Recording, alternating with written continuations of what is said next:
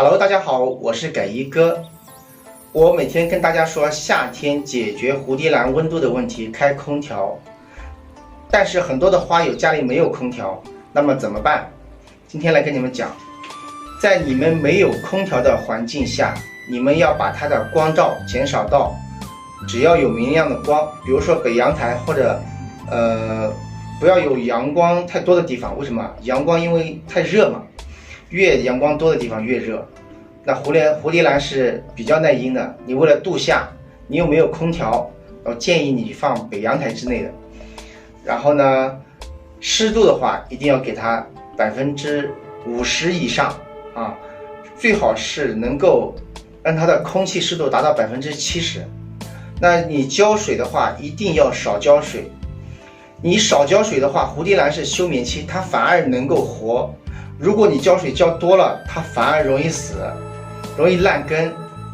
蝴蝶兰的死亡几率大多数都是因为浇水导致它病菌，浇水导致它烂根，所以说浇水是非常关键和重要的。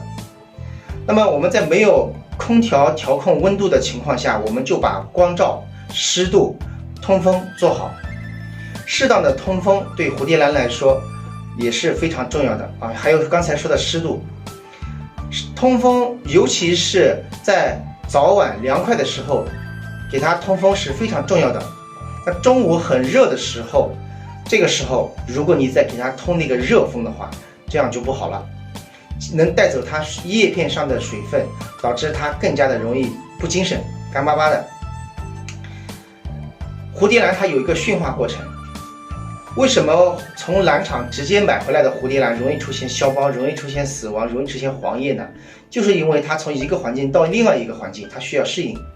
所以我经常跟大家说要缓苗，缓苗的话就是为了让它能够适应一下。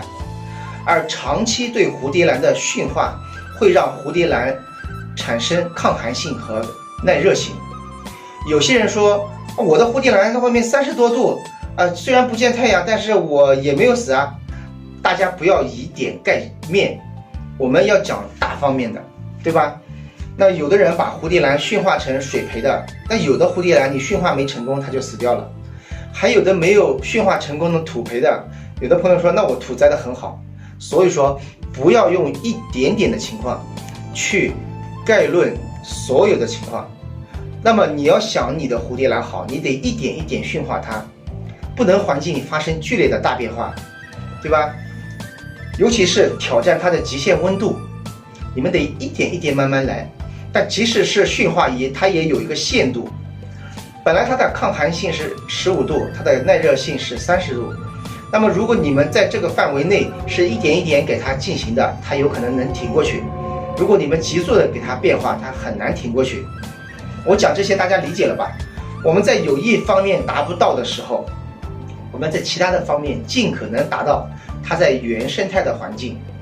我们这样想，蝴蝶兰在野外的数量很少的原因就是它被驯化在亚热带地区。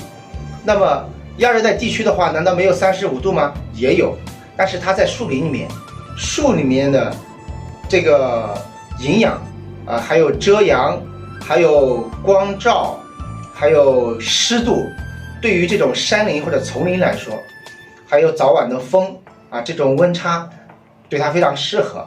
即使出现温度高，它也能想办法让自己一点一点的接受它。